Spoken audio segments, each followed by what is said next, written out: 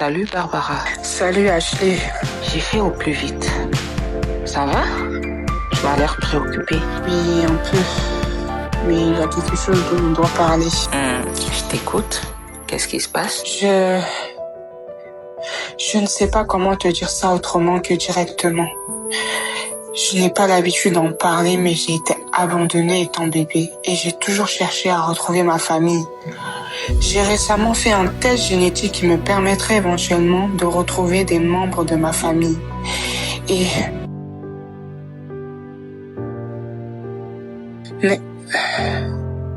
Mais vous en êtes sûr, docteur? Oui, Madame Barbara, je suis certain. Les correspondances d'ADN que nous avons trouvées sont très significatives. Le niveau de correspondance que vous avez avec les membres de la famille Engels est extrêmement élevé. Donc ça signifie... Cela signifie que vous avez des liens de parenté très proches avec eux. En général, une telle correspondance indique des relations familiales directes comme des frères et sœurs ou des parents biologiques. Je comprends que cela puisse être un choc. Si vous avez des questions ou si vous avez besoin de plus de détails pour comprendre cette connexion, je suis là pour vous aider. Merci, docteur. Attends. Quoi?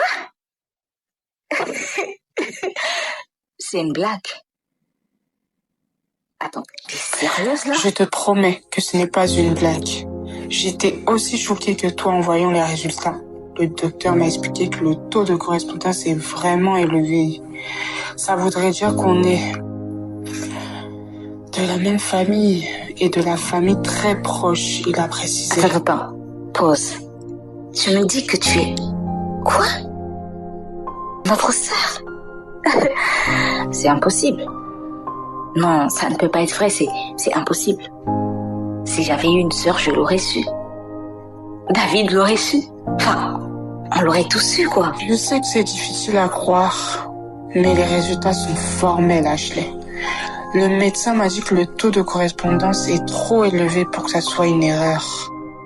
Il y a quelque temps, en effet, j'ai fait répertorier mon ADN ainsi que celui de quelques de mes proches, notamment mes filles, mon frère, dans une base de données, dans le cadre d'une expérience. Donc, quand Barbara me dit que c'est à la suite d'un test génétique que cette correspondance d'ADN a été révélée, je ne me dis pas d'emblée que c'est totalement impossible de manière rationnelle. Je parle plus sous le coup de l'émotion, mais parce qu'en effet, c'est hyper choquant au vu de notre histoire familiale de se dire qu'on a un membre de la famille proche qu'on n'a jamais connu.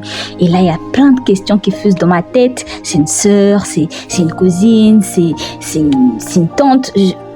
Et là, je me dis, vu son âge, et j'essaie d'analyser, je me dis, c'est peut-être notre sœur, mais comment on aurait eu une sœur et nos parents ne nous l'auraient jamais dit, on ne l'aurait jamais su, ça tourne dans tous les sens dans ma tête, c'est juste le chaos à ce moment-là. Mais comment c'est possible? Je veux dire, pourquoi personne ne nous aurait jamais rien dit? C'est insensé. Ça n'a aucun sens, Barbara. Tu es quoi? T'es l'enfant d'une maîtresse à mon père? Franchement, j'y comprends rien. C'est exactement ce que je me dis. Je suis perdue, Ashley. J'ai pensé à parler à David, mais je ne pouvais pas. C'était trop soudain, trop choquant. Ok, d'accord, écoute. On va faire ça correctement. On va refaire un test ADN ensemble. Si c'est vrai, si vraiment tu es notre sœur, on doit en être sûr. Merci Ashley, c'est tout ce que je demande. Je ne veux pas de conclusion hâtive, mais je ne pouvais pas rester silencieuse. Je comprends, mais si c'est vrai, Barbara, ça va changer beaucoup de choses. Tu te rends compte? Ça va bouleverser David et toute la famille. Je sais, et c'est ce qui me fait le plus peur. Là, ma tête chauffe. Ça va dans tous les sens dans mon esprit, ça ouvre plein de dossiers à la fois, ça ne referme pas et je vous assure que en ce moment, je suis au bord de l'explosion. Je ne sais pas par où commencer, je ne sais pas comment annoncer cette nouvelle, je ne sais même pas si elle est avérée, qui elle est, comment ça a pu se faire. Je suis juste... Waouh. Ok. Faut que je respire. Et là, je lui dis, bah écoute, on va refaire un test ADN déjà pour commencer. Et la suite, je sais pas, mais on fait un test d'abord. Parce que si c'est le cas, je veux vraiment l'entendre de mes propres oreilles et le voir de mes propres yeux. Je suis choquée.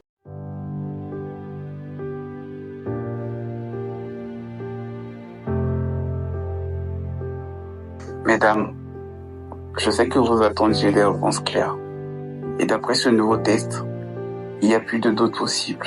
Vous êtes bel et bien parenté. C'est réel alors. Barbara est notre sœur. Comment c'est possible? Nos parents n'ont jamais parlé de ça. Comment une telle chose a pu arriver sans qu'on le sache? Je ne comprends pas non plus. J'ai tellement de questions. Je comprends que ce soit un choc pour vous deux. Ce genre de découverte peut soulever beaucoup d'émotions et de questions non résolues. Si vous le souhaitez, je peux vous orienter vers des services sociaux qui pourraient vous aider à remonter l'histoire familiale. Services sociaux?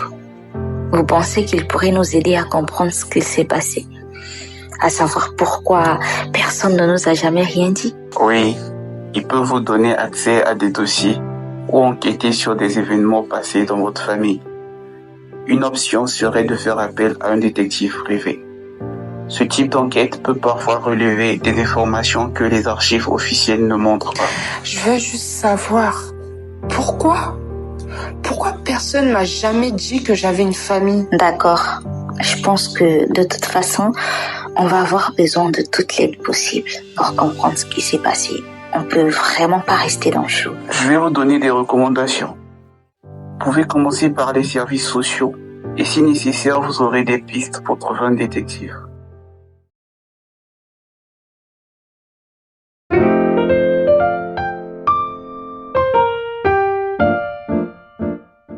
Je suis désespérée. Une semaine à faire la ronde des services sociaux sans avancer. On a quelques informations, mais rien qui puisse vraiment expliquer ce qui s'est passé. C'est comme s'il nous manquait des pièces au puzzle. Ouais, c'est frustrant. J'ai l'impression qu'on tourne en rond, mais ne perds pas espoir. Il y a encore d'autres options. Comme quoi? J'ai l'impression qu'on a tout essayé. Que pourrions-nous faire de plus? En fait, je connais quelqu'un qui pourrait nous aider. Vraiment? Il est spécialisé dans ce genre d'enquête. Il est détective privé et il a une bonne réputation pour résoudre des affaires compliquées. Et je pense qu'il pourrait nous aider à trouver des réponses. Ah oui? C'est qui? C'est mon ex.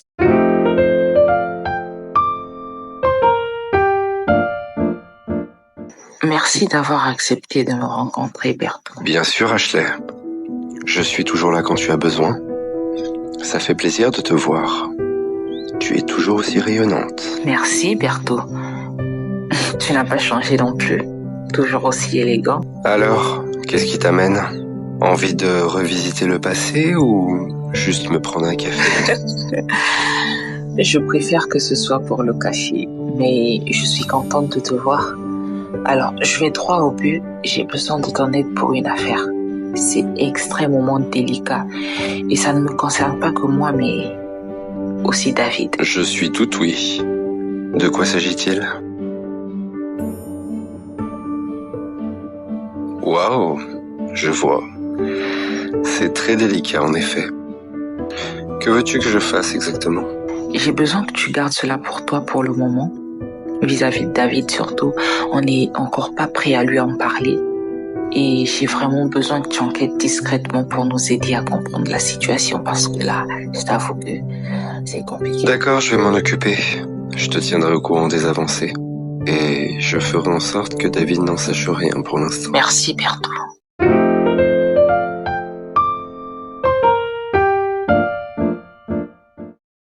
Mesdames, après plusieurs semaines d'investigation, j'ai réussi à retracer certaines informations clés. Je vais pas vous faire attendre plus longtemps. Je vais aller droit à l'essentiel. J'ai découvert que, à la naissance d'Ashley, il n'y avait en réalité 2 bébés. Ashley était jumelle. mais l'autre enfant a été déclaré mort. 2 bébés? Mais c'est impossible. Pourquoi personne ne m'a jamais rien dit? Les informations que j'ai retrouvées dans les dossiers médicaux indiquant qu'il y a eu une confusion et un manque de communication. L'autre bébé a été enregistré comme mort-né, mais il semble que cette information ait été mal gérée. Et qu'en est-il de l'autre enfant? Pourrais-je être cet autre bébé? Je ne peux pas confirmer avec certitude sans plus d'informations, mais il est possible que vous soyez la jumelle de Ashley. J'ai remonté les dossiers médicaux. Malheureusement, la sage-femme qui a procédé à l'accouchement de ta mère, Ash, a quitté le pays depuis longtemps. Mais j'ai pu retrouver le nom de l'infirmière qui était présente lors de l'accouchement. Elle s'appelait Tina. Elle est actuellement en prison. En prison? Pourquoi? Je n'ai pas encore tous les détails sur les raisons de son incarcération, mais elle a accepté de coopérer. Elle est prête à discuter avec vous et pourrait vous fournir des informations cruciales. Je t'ai fait un mail avec l'adresse de la prison et le nom de l'infirmière. Vous pouvez la rencontrer et essayer de comprendre ce qui s'est réellement passé. Cela pourrait nous apporter des réponses importantes. Merci Berthaud. C'est un grand pas en avant, même si c'est encore compliqué. Bonjour. Vous devez être Ashley et Barbara. Je suis Tina. Merci d'avoir accepté de nous rencontrer et de nous parler. Nous voulons vraiment comprendre ce qui s'est passé. Je vais vous expliquer. À l'époque où j'étais infirmière à l'hôpital, les conditions étaient très précaires. Les médecins et le personnel étaient mal payés. Et un réseau de trafic d'enfants était en place. Pour survivre,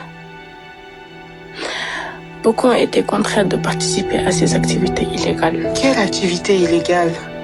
Quel type de méthode utilisaient-ils?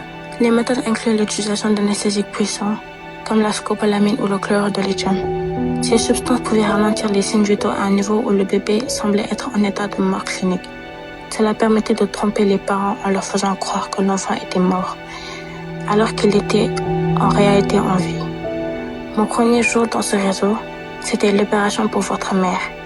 J'étais nerveuse car c'était ma première intervention de ce genre, une sorte de baptême dans ce milieu. Ma titulaire m'a confié cette tâche et j'étais chargée de préparer le bébé pour le transfert. Et qu'est-ce qui s'est passé ensuite? J'avais auparavant organisé une rencontre avec le couple qui devait adopter l'enfant. Ils étaient des bourgeois fortunés, prêts à payer une grosse somme pour un enfant en parfaite santé.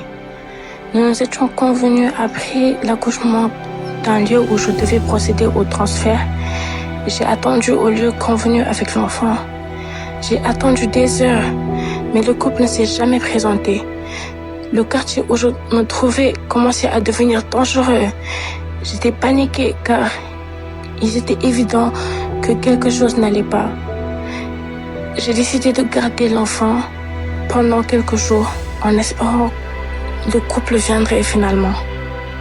Mais les jours ont passé et je n'ai eu aucune nouvelle du couple. La situation devenait de plus en plus risquée. Finalement, n'ayant plus d'autres options, j'ai déposé l'enfant devant un orphelinat local en espérant qu'il serait pris en charge correctement. C'est là que j'ai été retrouvée par la sœur qui m'a élevée avant que je passe en foyer d'accueil. Pourquoi vous avez participé à ce trafic? À l'époque, j'étais dans une situation extrêmement précaire. J'avais besoin de garder mon emploi pour survivre.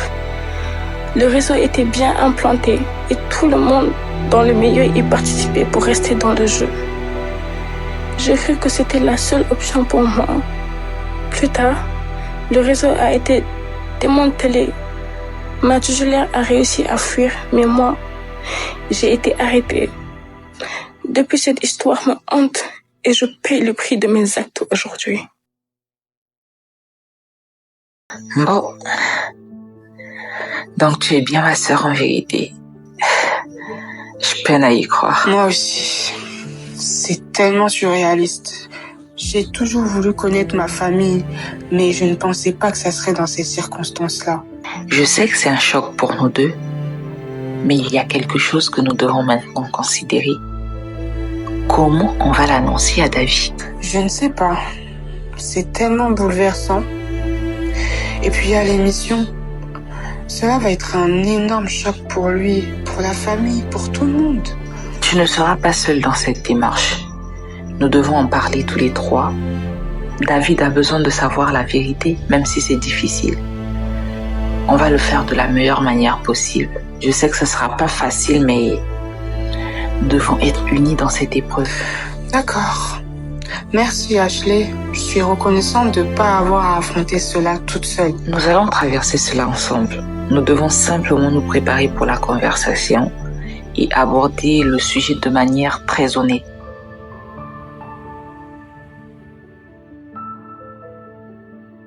Ashley, tu m'as appelé en catastrophe. Tu ne m'as pas dit que tu étais accompagnée. C'est un rendez-vous improvisé avec Barbara? Non, David. J'ai quelque chose de grave à te dire et je ne sais pas comment tourner autour du pot. Va droit au but alors. David, Barbara est notre sœur. Tu rigoles, j'espère. Non, David, je ne rigole pas. C'est la vérité. Nous avons découvert cela récemment et je vais t'expliquer tout ce que nous savons.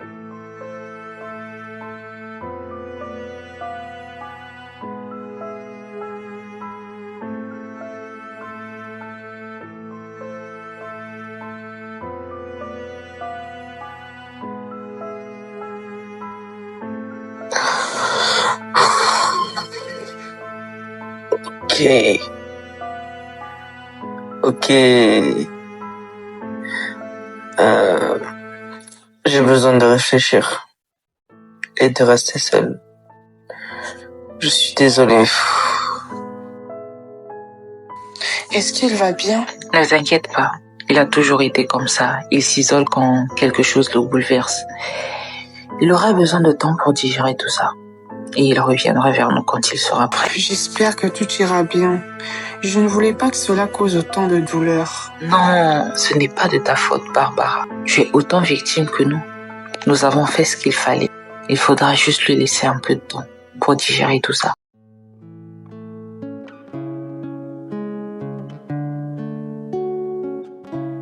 Je suis vraiment content de te revoir, Barbara. Je veux m'excuser pour la manière dont j'ai réagi récemment. C'était un véritable choc pour moi. J'avais besoin de temps pour digérer tout ça. Je suis désolé de t'avoir laissé sans nouvelles pendant tout ce temps. Je comprends, David. C'était un choc pour nous tous. Je suis contente que tu sois prêt à parler maintenant. Comment ça se passe avec Ashley? Je suppose que vous avez eu le temps de vous adapter et de vous connaître un peu mieux. Ça se passe vraiment bien. Ashley et moi, on a découvert qu'on avait beaucoup de points en commun et je suis heureuse d'avoir retrouvé ma sœur jumelle.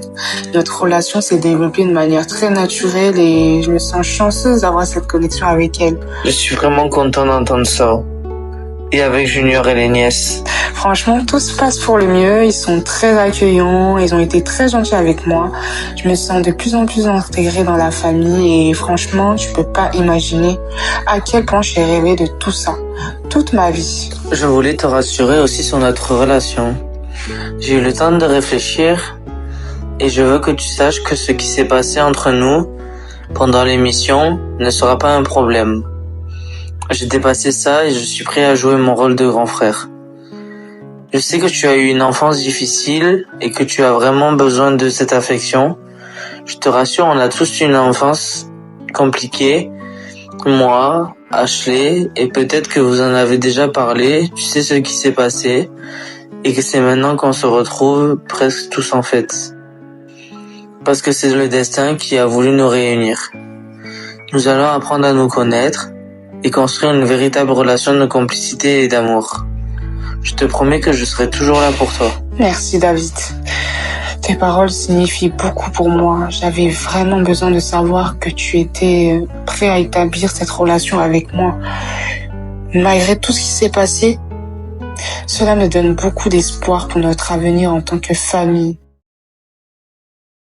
C'est suite à ces événements bouleversants que l'aventure prend fin pour Barbara. ce qui place automatiquement Angie en finale contre Océane, qui avait déjà reçu, nous le rappelons, la rose coup de cœur. À bientôt.